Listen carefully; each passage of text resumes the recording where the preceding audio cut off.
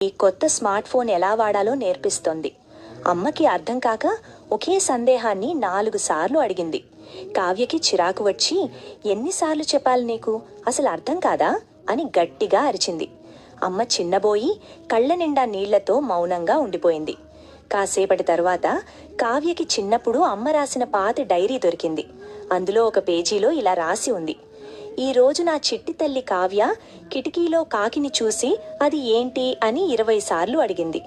తను అడిగిన ప్రతిసారి నేను నవ్వుతూనే అది కాకి అని చెప్పాను. నా కూతురు కొత్త విషయాలు నేర్చుకుంటోంది. నాకు ఎంత ఆనందంగా ఉందో. అది చదవగానే కావ్య గుండె బరువెక్కింది. చిన్నప్పుడు అమ్మ తనని ఎంత ఓపికగా పెంచిందో గుర్తుకు వచ్చింది. వెంటనే వెళ్ళి అమ్మ కాళ్ల మీద పడి ఏడ్చింది.